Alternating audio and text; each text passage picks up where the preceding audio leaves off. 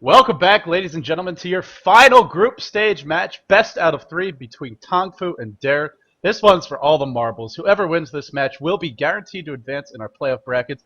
The team that loses will be sent home. I am LD of dotacommentaries.com. Joining me, of course, is my partner in crime. He is Luminous. And together we are David and David. Lumi, it's been quite a treat, Cassie, all these games, not just with you, but also with godz. And before we dive into this, I just want to say big thanks to everybody who's been turning out all the way through the group stages. Frankly, I was not expecting this many viewers. I wasn't expecting this much interest in the tournament. A lot of people doubted the event. They were concerned about lag, about the low prize pool, yada, yada, yada. Plenty of things that could have gone wrong. Overall, I have to say, the tournament's gone pretty well. I've been happy with it. I think for the most part, you guys have been happy as well. And just want to extend a huge thanks to you guys, the viewers. Of course, to godz and Beyond the Summit as well for supporting us. This will be our final best out of three. And I think with all that out of the way, I'm finally ready to let you open your mouth. So, how you doing, Lumi? I'm doing great. I think I just want to extend what you talked about a little bit. I think all of us, the viewers, the casters, Valve, tournament organizers, sponsors, they just want good Dota. And I think that's what this tournament has brought them so far. We've seen crazy drafts, we've seen crazy picks that no other tournament even has, a combination of heroes that we don't see anywhere else. And we're just in the group stage. We're going to be moving into the actual bracket, the knockout brackets very, very soon. And it's going to be after this best of three. We'll have a updated bracket for you guys to see. Of course, dotacommentaries.com is your stop for all of that. But let's get in the draft here. Yeah, well, off the bat, Chen slips through, and Tongfu immediately going to snatch that one up. Most likely will be played by Awoke. He is their jungle player. And we'll have to see where things go from here. Enchantress is available, and Dare have certainly been known to run that counter jungle plenty of times. Usually artstyle handling that one. So that's an option. And I guess if they're going to run that, who would they pair up with him? I really don't have a clue. All right, well, we saw Venomancer last series, right? So that could be an option for Derek. I feel like at this point, I mean, talking about just international teams in general, both Tongfu and Dare are going to international. There's a sense of versatility. Always a team is capable of doing something crazy. I mean, Dare, we've seen them do, what, 4-man strats in the past, 4-man quad lane strats in the past. So it's actually very, very hard, I feel, as a caster to kind of predict just seeing one pick in.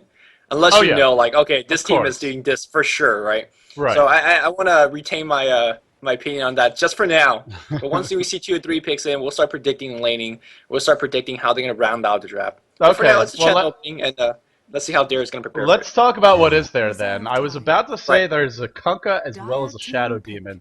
And we saw Dare. In fact, if you guys have been watching, you were watching a replay of Dare versus LGD, game number 2, which, man, that was a treat to cast. A treat and a half. And they ran that Kunkka Shadow Demon dueling to great success. And that, I feel like that is Dare's, it's the way that they've been winning a lot of their games as of late. It's very aggressive, strong early game laning presence. When it backfires, there's usually not a whole lot of room to recover. At least it feels that way casting Dare. So for them, getting off to that quick start will be crucial as always. And Broodmother CK picked up two of their core farmers already secured. Very aggressive heroes, especially that Chaos Knight. We'll have to see who his partner in crime will be, but there are definitely plenty of options left. Shadow Demon's one of those options. Crystal Maiden's another option. Ancient Aberrations is insert your carry here, or insert your support here. He just works out combos well with a very, very large amount of supports. My little bit concern is that Broodmother, although generally a very, very powerful hero, I'm not sure if it actually works well with Dare's playstyle. Again, they love to do big dives under the tower, go for kind of pressure all of the map, and Broodmother kind of gives you that in terms of pressure in one lane, but doesn't give you a lot of mobility to other lanes. Again, you know, this is a little bit hard to predict, but it's going to be a Rubik as well as a Panduran Broodmaster in the same pick. Rubik will not have the best skill choices. I think Chaos Bow as well as Reality Rift is decent, but, you know, the draft is still very young. Rubik has many spells to seal. And my question is this a support Rubik or is this a semi-carry Rubik? That is always the question. Here we go for Dare. All 3 of their farmers already secured. Lone Druid is the pickup. And we'll just have to see how Dare want to progress through the rest of this draft. I mean, this is a team that needs a decent amount of farm, and more importantly, they need some levels. Definitely going to see 2 supports of some kind picked up at the second stage. Dare have kind of tipped their hand. They have some push, they have some ganky potential, but for the most part, this is a split pushing kind of team. Lone Druid on one side of the map, Broodmother on the other, and Chaos Knight just doing his best to cause havoc, win those early lanes, and create the space for those 2 pushing carries. Yeah, the laning stage is a little bit weak for Deer, I feel. I mean, traditionally, Lone Druid and as well as the Broodmother looks very good on paper, right? They're tough to kill, they're tough to gank and whatnot. But I feel like if you have too many of these heroes, suddenly you don't have enough heroes to rotate to the lanes that needs help.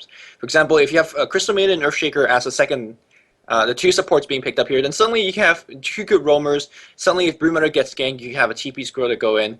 But Deer don't usually play that kind of heroes or Dota, so I'm hopefully that point is coming through. They're good individual solo heroes, but if you have too many of them, then that means you're not going to have enough rotation, you're not going to have enough gank or counter gank, and overall your draft is going to be a little bit weaker. You got to have some meat and vegetables with your potatoes. I think that's what Lumi's trying to say here. It can't be all potatoes, as delicious as they might be, especially around Thanksgiving time or whatever your holidays are, where those are created for you. You got to have a little variety. You have to have a balanced lineup, and Dare, they still have room to try and create that balance. Let's not overstate the point. It's just right now they don't really have too much team fight. They don't have too much disable. When Panda pops that ultimate, what is this Dare squad really going to do? If they get the items, they can right-click them down. They definitely have that right-click covered. But they're not really going to have anyone who can easily run away from the Panda. They're not going to have anyone who can stand toe-to-toe with him or lock him down. Chaos Bolt is nice, Entangle is nice, but that Entangle is not going to stop you from popping the ultimate. So they're going to have to find something. And the question is, where do they go from here? Is it more stuns? Is it a silence? Or do they just try and win their lanes and not even worry about that Panda ultimate? I think the option you kind of touched on is, do they go toe-to-toe with them? And I think they actually can. I mean, this is a fairly tanky lineup. Artstyle known for building vanguards in just about every hero and asking his teammate to do so. You could actually outlast this Broodmaster. Lone Druid CK, great start, and Broodmaster the Broodmother, once she has her BKP. It's not a bad way to deal about it. Of course, the Drunken Haze is going to be a little bit annoying. The Storm Cyclone is going to be a little bit annoying. But I think Dare will deal, at least with the roster they have right now. But again, it could change very quickly if you pick up two squishy supports, Crystal Maiden and Venge, and suddenly perhaps not the best choice. Shadow Shaman is going to be the fourth pick here, and you cast Tongfu quite a bit, right? They always played this as a support. That's correct. It's always the support with them. Now, I could be surprised here, and maybe we will see Mu heading solo mid with that. He is generally their solo mid, their semi-carry player, that aggressive ganker who puts pressure on the lanes. But I do feel it will be a support, and there we go, Anti-Mage. Oh boy, so this will be played by Hao. He is the hard carry player, and I mean, how does Anti-Mage stack up in this game? I will say he's got a great supporting cast, but these are not really his ideal opponents, aside from maybe Keeper of the Light. Even there, you've still got the Blind to work with. Chaos Knight, Broodmother, Lone Druid, very tanky, like you said, also low mana pools, and Entangle as well as Chaos Bolt can make this Anti-Mage very, very uncomfortable. I like how it's interesting that we think in complete opposites sometimes. You see Anti-Mage as being a Keeper definitely gets killed by Anti-Mage quite a bit of time, but Chakra Magic is always something that I have to worry about, especially when Mana Void is in question. That's true, right? That's a great point. Before the Mana Void, Chakra Magic comes and suddenly everybody stands around, we're like, well, nice ultimate, bro. And yeah, you're right, the Blinding Light's a big thing. Mana Leak's pretty big as well, because the blink, you could blink around and you still lose mana. Now, if you look at the Dare lineup, though, they don't have any stuns. They have Entangle and a Chaos Bolt. That's it. Oh, man. Chaos Bolt is pretty spammy, but, I mean, not sure how many Chaos Bolt you're going to get on a single team fight. And before I pass the mic back to you, might be a game that we see Anti-Mage go the ever-illustrious Burning build. Well, for anyone who isn't familiar with the Burning build, basically you just get a bunch of stats, you max out the defensive spells early, and you either entirely skip Mono Bird or only get a single point. There is no Shadow Demon in this game, so if he wants to get some points in it, at least one or two, that wouldn't surprise me. Let's go ahead and introduce our players. Mag will be playing his signature Lone Druid. Funnik, who has been calling himself Feed for quite a while, playing that Venomancer, he will be on support duty. Artstyle playing the Chaos Knight. Goblin going to be on that Keeper of the Light, and godkillthemall. He's tired of G. He's back to the full impressive name. He's got a poor man shield and no regen. He's going to be playing the Broodmother. You have a 5-man going on the bot lane here. Sansheng's going to be playing the Broodmaster. Boots first. Alright, that's quite interesting. We have Awoke playing the Chen, one of the best jungler in China, playing Chen with Ring of Vipsalius. Again, quite interesting item choices. Mu going to be saving for a quick bottle. Has a pair of Tangles up. Kabu's been buying Ward's Courier, just has a pair of Tango to show and a Clarity, and now we have a poor man shield on Hao's Anti-Mage. So the laning's the Boots first choice. I wonder what we're going to see. Is it going to be a top solo Panda? Seems like it. Well, who's actually going to be top? They're predicting it'll be a solo Broodmother. Goblin's going to be here in support, and that will not be fun for the Brewmaster. He actually does quite well, and we've seen Tongfu do this before in the International 2 Eastern qualifiers. They ran a solo Panda up against Broodmother, goes for the early Soul Ring, and then picks up Tranquil Boots, and then just spams the crap out of Clap. And because Panda has built-in evasion, he can deal with the auto attacks, especially if he gets a stout shield up early. Now, this explains the boots first, right? Because if he does get ganked, he can run away. But here's the problem. It's going to make it harder for him to deal with the right clicks coming out, not only from godkillthemall, but also from the Keeper of the Light. Yeah, Keeper of Light is going to be the X factor in this lane. Whether he goes to pull, whether he's going to come out and harass with right clicks. I think sansheng mostly will be prepared, but generally when we see Brewmaster, we see him with a stout shield. And he doesn't have it here. His 3 base armor is decent, but yeah, you can see that Goblin's having his way right now. Oh, it's going to turn around, perhaps Clap with the boots of choice.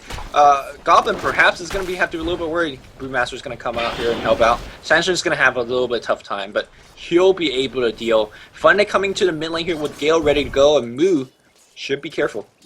Yeah, Moo definitely has to be careful here. He's almost enraged for the Gale. Oh, it just hits it! Are you kidding me? Only a level 1 Chaos Bolt. The pause comes out. Disconnect from the Brewmaster.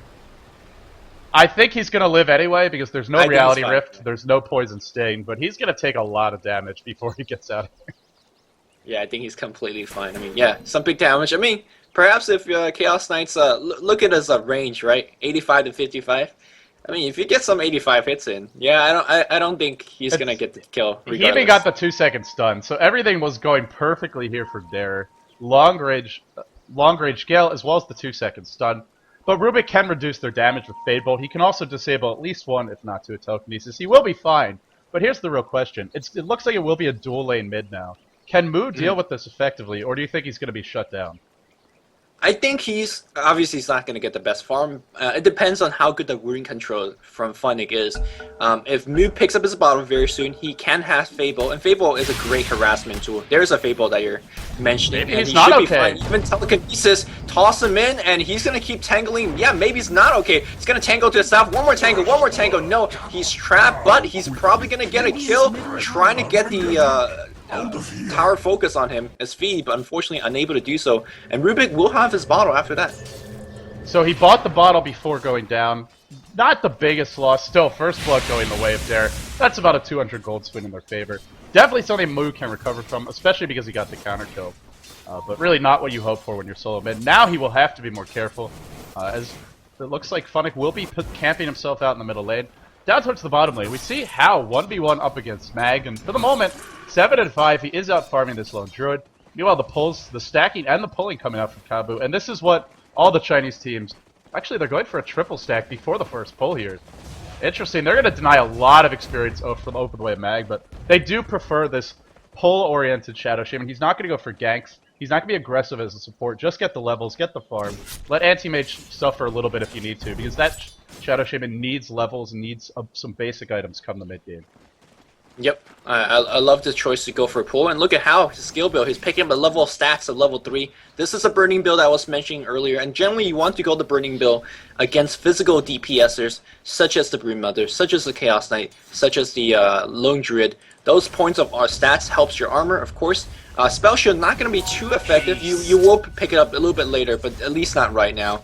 And How is just having a good time last time. Middle lane, Moo gets pulled back in, Reality Rift, telekinesis stunning both of them, but the Chaos Ball comes out, another 2-second stun. Moo should fall here, bottling up through it, bottling up again, is he going to survive? No, just a little too much. funnik having the haste in there.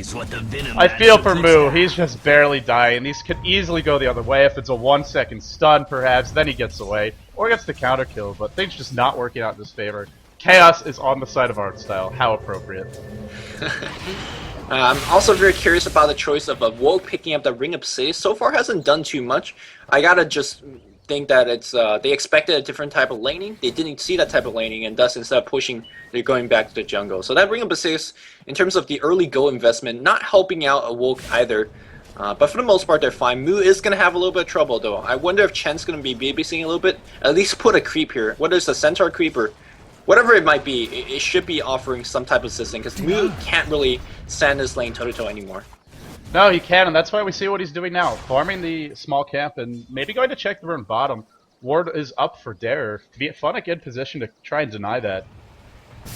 And this Rubik desperately needs his boots. Honestly, it's one of these games, Lumi, where maybe Moo would have been better off buying boots first. As strange as it sounds, normally when you go solo mid, you want that bottle for the spell spam. But having boots here might have saved his life a couple times. You know, on the top lane here, Sansheng hasn't added too much to his inventory either. He's only sitting at 3 creep kills. And he's only having level 2. a rough time. Oh, man. Yeah, Goblin's level 4.5 because he's jungling with the Spirelings. This is something that we've seen in the past in Sun and East Asian games where Broodmother lanes with something like a lion.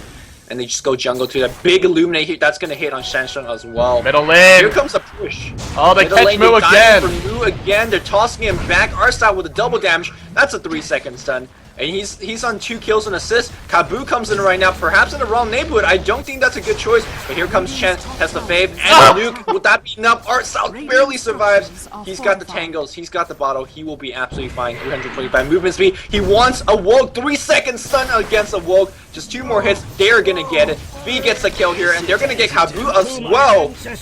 Triple kill in the seconds. And meanwhile, top power goes down. They're just coming out of this game, guns blazing. Dare ate their Wheaties this morning. They just turned it into the second gear, and you really cannot dive a Chaos Knight with a double damage rune. Look at that average damage per hit, almost 180. Insanity. And even a Chen, I mean, who's got the Rid of Basilius, a little bit of armor. That's not going to mean a lick. And the pressure is not relenting up top. And you gotta wonder for Tongfu, are they just being out-drafted here and out-strategized in terms of the lanes? It seems like they're not prepared for what Dare's throwing their way. Well, I mean, I feel like a lot of it has to do with luck, especially against Chaos Knight. If you lose 1 kill, you're losing a lot of ground, and that helps Chaos Knight to get that 2nd, 3rd, 4th kill. And it's really tough, but for the top lane, I completely agree. I think that lane's way in the favor of the Dire. Again, I love this lane. You put the... I mean, it's so versatile when you have Keeper Alive. You could jungle it up with the help of those Spiderlings, and you just come out whenever when the Broodmother needs a hand, and they could always push. You could always push this lane. It's such a threat. Look at the pressure. The top lane constantly being pushed by the Broodmother. The middle lane, huge dive onto sansheng. Gale is going to hit on him. Sent back to base with full health. Look how scared they are of Artstyle, and he's not done just yet. Illuminate flies through. Is going to miss Awoke, but now he's kind of pincered in. Great juking coming out from him, but there's a 4-second stun. Oh, the creep block beautifully working against Awoke. It doesn't matter. One more Illuminate. He goes down. The tier 1 to fall as well at mid. Top tier 1 down, mid tier 1 down, and they're not even really slowing down Mag too much. 21 and 4 CS for him. Keeper of the Light, 1400 gold in the bank. If he wants an early mech, Goblin just about has it. And this anti-mage pick, how? I mean, if this would not surprise me at all. If it's Burning in disguise, he's gone for a Midas after the stats-oriented build. He won't be contributing to this game for at least another 15 minutes or so. He's not going to contributing at all, and it's up to his teammates to not give away too many kills and too many towers. I mean, in theory, he could actually be a tanky force in team fights. But yeah, his team is not going to expect him to do too much. Meanwhile, Sansheng eats a 3-second stun on the mid lane here in Goblin. Getting position 40 right clicks. He should be fine. Man, Gale's going to come and hit as well. Are we going to have a big Illuminate? That's the question. Illuminate should be able to dodge. Just want to say Illuminate has a pretty awesome animation. I like his charging animation. When he's charging, his robe is flying like crazy. Oh, top lane, Moo, 3-second stun. Godkillthemall is here as well. Telekinesis, pulling him back, not gonna matter. Another kill. This is where Artstyle loves. This is what he loves to do, man. Just constantly be in the enemy's face, in their backlines, chewing up the supports, racking up the kills, and putting a one. Look at the dive all the way to the base for Artstyle. He's gonna get it too. And Tongfu, they have no answers. They have an anti-mage who's just farming bottom with a head of Midas. They have a Shadow Shame with no boots who are just flying out now. All these wards being picked up, but for the most part, Tongfu are seeing these kills coming. Dare are just too quick to close the gap and initiate. Tier 2 tower is going to get destroyed on the top lane by God. I just want to say this is where Dare is at their absolute best. They don't usually lose games to anybody in the world when they get this kind of start. And it's kind of hard to lose games like that when you're up in 2-8, up by 3 towers, you're killing their solo mid endlessly, you're diving in the enemy jungle. But also want to say, this is where Dare starts to get a little bit sloppy, because when you're playing advantage, you feel like you could, dive against the world. So I don't want to count Tongfu out just yet, because of sometimes when we see Dare, they overplay sometimes. I don't want to count this anti-mage out, but yeah, he's got a lot of work to do. I mean, even just looking at the gold per minute in this game, he's almost 150 behind Dare A lot of that comes in the form of towers, but gold is gold at the end of the day. And with these 2 towers down top, sansheng is not going to be allowed to farm here. Godkillthemall in position, looking for an opportunity to do a little bit of backstabbing. Panda needs his ult so badly. And I'm really not sure if he's going to find it. G is being patient. He sees a couple of heroes mid. Now he goes in. Ult gets popped. The evasion working beautifully for sansheng. Pretty lucky there. 3 or 4 right clicks missing. And is the fight going to continue? In the end, here comes the rotation. Fade Bolt, shackled, held in place. Do they have detection? No, they don't. The sentry wards were used to D-ward. Oh, middle lane, awoke, caught out again, has the heal, needs to use it, drops the heal, and artstyle is just going to calmly retreat. Too fast for these guys to catch. Oh, he's waiting up the hills. Perhaps he wants a little bit more. No, he's chasing on the top lane where he sees the Panda without any mana. Reality Rift. 4 seconds, of course. sansheng getting some mist going his way, but it's not going to be enough. Fable burning some creeps, but it's not going to be enough to save his teammates. Just want to point out that every spell that Rubik steals right now is higher level than his own spells, which is not a good sign. Not a good sign at all. It's not a... Look at what funnik is doing here, Lumi. Massive pile of wards up on the hill, just farming the enemy hard cap. It allows him to stay parked in this area around that tier 2 mid. Able to assist, able to push the lane, and relentless pressure from all corners of the map. Middle lane, they want to make it go in funnik with the ult popped. Oh, the mech already picked up by Goblin. That's the beauty of that jungling with the spiderlings that you were referring to. And it's paying off big time. And guess what? Because there's all this pressure on the top lane and the middle lane, Mag has had a great time at bottom, catching up in a massive way. 42-9 for him. Not quite up with the anti-mage and the broodmother, but not far off it either. And I just don't see how they're going to deal with him. There's too much else to worry about. 3k gold, not far off the Radiance. Anti-Mage got 51 creep kills. Oh, he barely dodges in Tango. He would have died right there. Get it? Barely. Sorry. Is this the game you go Vanguard or you just go big with the Battle Fury? Alright, well I will tell you that we saw Burning in a similar situation, and he went for a Battle Fury Blast and just tried to split push, force the enemy to TP back. It wasn't the same type of game though. I don't think there was a Broodmother. There wasn't as much potential for Dare to dive towers, or for the enemy team to dive towers. Oh, how? It's a 2-second stun reality rift from artstyle. Tongfu is making it too easy for them right now. Well, it just goes back to the lanes. They just didn't. The Panda is great 1v1 against Broodmother. I mean, really, it's a good matchup for Panda, but with the pulling, with the harassment and the pushing coming out for keeping the light, it's not the matchup Tongfu thought they were going to get. They just got outlaned because they were predicting wrong. Yep, and again, the wrong prediction shows, you know, Ring of Poseidon on Chen. You don't just jungle with the Ring of Poseidon. They wanted to push. They didn't see the lane they could have gotten, so they didn't. Again, didn't work out. And here comes Illuminate. I mean, Illuminate, we always talk about the defensive capability, but one of the best push there is. Top lane, the dive comes in right now. God is going to be fine retreating. Because this Broodmother is so fast and supports is so poor, they can't just dust or Sentry Ward for no reason. It's such a big investment. Also, they don't even have the movement speed to actually catch up to that Brood. Well, Hal, 1100 gold in the bank, but still has not really purchased a single big item. I mean, if he wants to go Battle Fury, here's the problem, is that it's not like he can just split push, because Mag's just going to park bottom, Broodmother top, and the other 3 mid. There's not an empty lane like we saw in that previous series where Bernie went for that build. So I don't think it's a viable option. He needs to participate in these fights. The problem is he hasn't skilled to do it. 1 point in Mana Break, 2 points of Blink. I mean, whether you want to be a tank or, you know, just moving around the fight quickly or being aggressive, this skill build, it's just for surviving. It's not for fighting. Yeah, I can't really blame the build for it. The build is designed to not fight. You can only say, well, his teammates did not really participate well in the early get-go of the game, and really, when you're basically trapped between a rock and a hard place, this build is not going to rescue you out, unless they're just not pushed for 30 minutes. Then there might be a little bit of trouble. But well, there's a 13-minute relic up on Mag in the hard lane. That tower gold really helping out. He's gonna have a Radiance in about 14 minutes, which is a great timing to have in general, especially in the hard lane. And the lane was being pulled a lot too. As far as other item progression, G's just in bottom lane. Oh no. Artstyle and Biz poised to initiate. 3-second stun. They need an entangle to kill Hal. They might not be able to do it. He has the blink. Blinks away right as the reality rift comes. I guess that was actually cast. Middle lane. funnik, you're probably gonna take a fall here. Held in place. The ult goes off. Moose steals it. Throws it the other way. Doesn't actually catch Goblin with it. Telekinesis pointed back in. They finally do have a Panda ult. Have not found an opening to use it. Big tower dive. They really need to back off. And in comes Artstyle. Early Vitality booster picked up. Maybe going for that Vanguard you mentioned. And Tongfu, they get a kill, but top lane under siege, bottom lane as well. They are not going to let them get these kills and do anything off of them. Yeah, I think which is fine for Tongfu. Even if they get a kill, even if they get pushed, they want to just back off and just hold their ground. For as long as they hold their ground, they have the anti-mage with the Midas, and hopefully that could bail them out in late game situation. He's up to about 65 creep kill, which is really slowing down. They want the Brood on the bot lane, or the... From long range! The stun comes in right now, and the Cyclone in there, perhaps no Cyclone so far. They're burning the mana very, very slowly. There's a Cyclone, the Mana Boy was about to get casted. Couple more hits, very short blink. They are gonna get the kill. Yes, Anti-Mage picks it up. Boy, they needed that one to slow down the Lone Druid as well, for him to pick up the relic, or pick up the radius. Well, here's that sloppiness that you were talking about. G almost gets picked off by 2 underleveled supports. Dare is playing a little bit sloppy right now. They're gonna have to be more careful.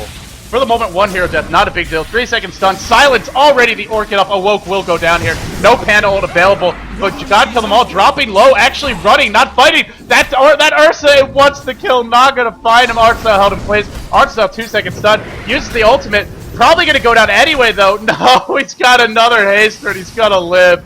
Oh man, that's frustrating.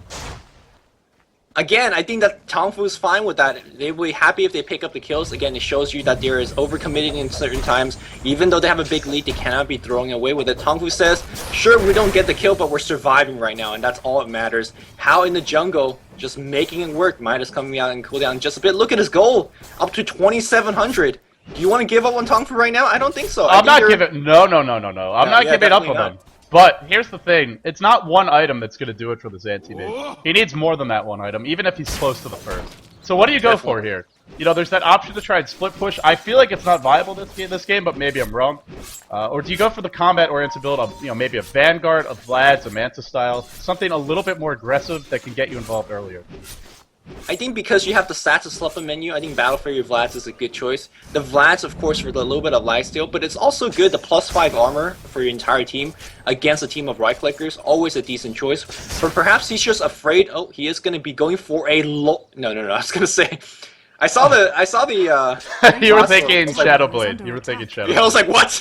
No, he's going for the Battle Fury because he mispurchased or something like that. He's fine. He's okay.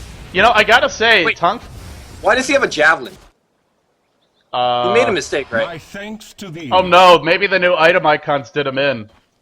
They did recently change the artwork, Wow, and I think he was rough. not... Oh, that stinks. That's rough. I don't think this was a Basher Crystallis build or anything like that, so yeah. Oh no, Sansheng top lane, silenced up, the evasion is helping out a lot. Mu throws him back, holds him in place. Is there a follow-up? There is Dust! Oh, God's gonna try and run away, he will escape.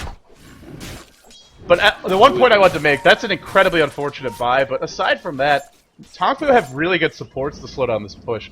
The Rubik as well as the Shadow Shaman, so much AoE spam to kill off the Spiderlings, to slow down the Chaos Knight's images as well. So in that respect, I think they're pretty fortunate with the draft. Oh, looks like they see the Lone Druid, and they want to pick him up, but he should be fine. My question is, how much does this Aegis of Immortal mean in the next push? Does it mean anything? Roshan has fallen to the dark. Seeing how Artstyle plays, I think he needs it to make the other contributions, but... So you're saying it doesn't mean anything, right? No, He's probably going to feed it. No, I think it does matter, because now he can play that aggressive style, and then come back to life through it all again. Oh, funnik gets caught out, living up to his name, the creep will bring him down. Tongfu are finding the pickoffs here and there. Still, as we look towards the gold graph, the experience graph, it has plateaued for a while. Most of that lead is tower kills, or tower gold, but it's still a massive lead. Well, again, Anti-Mage is holding on right now. He's barely breaking 1,000 HP. Of course, Broodmother on the top lane. He's been pushing very aggressively, but in the last couple of engagements, she's in very close calls. Wards gets dropped down defensively. Man, Tongfu is just bringing everything out just to make sure they don't bring the tower, to protect the tower. Tier 2 is so very important. But I think perhaps they're finding a room for comeback. Sansheng picks up that blink, so they can actually fight a little bit offensively now, should they choose to do so. We'll have to see how offensive they want to be. The wards got dropped mid. They're still about halfway up. Oh, the Chen creep army ambushed by Artstyle. 4-second stun just for the creep. No matter what he stuns. Oh, Chen's gonna save one. Cute play from him. Yeah. I mean, do you still go Battle Fury now if you're Hal? This is gonna set you back a lot. A Javelin, 1,500 gold invested. That's probably a couple extra minutes before you get that Battle Fury. Well, 750 is not the biggest deal loss if he wants to sell it. You can actually even hold on to it. But yeah, it's a little bit rough. But if you don't go the Battle Fury, what the hell are you going to turn that Broadsword to? right? You're still gonna have to just go battle for it. It's a good point. I don't know. I mean, I guess you'd go for it. This gives Dare an extra couple of minutes to work with. They get the bottom tier too, and the net is closing. One outer tower remains. It is quite low. Radiance is picked up on Mag. Medallion on Funnik. Artstyle with no real big items, but very tanky. Vanguard, treads, as well as a bracer. Uses the Phantasm. They just want to push this tower down. Oh, they pull in How. Blinks away just in time. Look at that right-click damage. And how are they going to fight this? The Panda has to blink it and clap and get a couple heroes disabled. Glyph is used. Lumi, they really got to defend this now. They're running out of time. Well, here comes the Fable, losing everybody's damage. Here comes the teleportation. That is from the Brewmaster. Brewmaster will be trying to blink. Dagger's gonna cancel. Well, he just pops his ultimate right now. Who do they focus? Artstyle is a poor choice. They do focus on the Artstyle, but he is gonna have the Agents of Immortal. Someone nuke him down. He's still okay right now. Moo, very low in terms of HP. Cyclone on the Brewmaster Panda. Very good choice. Feed, losing HP rapidly. Perhaps they pick down Feed. No, he gets his Chakra Magic, and that's what we're talking about. The Mana Void not doing enough. Kabu's gonna go down. Now Anti-Mage would be the next choice. For now, Tongfu holds, but Artstyle, full HP, full mana, is right back. Brewmother journeying from top lane. He's got the top racks already. This game, ladies and gentlemen, is over. No, he didn't get the top racks. He's just got the tower taking some damage. So, Genius with an epic backstab, but nonetheless, Rex going down 20 minutes in, even with the head of Midas Anti-Mage.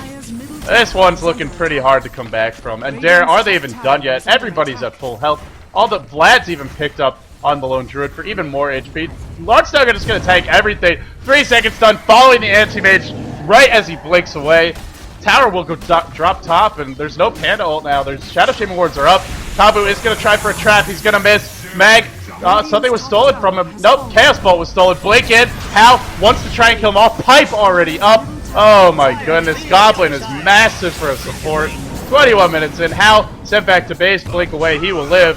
Clap by the Panda. Panda gonna get focused. Nobody died yet. Remarkably, the Chen plus the mech pipe on Dare keeping everybody alive. But finally, Dare, they punch through that wall. They pick off a couple more heroes. Godkillthemall is killing them all. And the GG flies out from Tongfu. Quick game 1. 21-minute victory here for Team Dare. And they're fighting to stay alive, right? They gotta win this entire series to make it on, but that holds true for Tongfu as well. And I think Tongfu, with this game in the books, they know exactly what they need to do in game 2. They can't give Dare this powerful start because, again, they're one of the best in the world when they have this kind of start.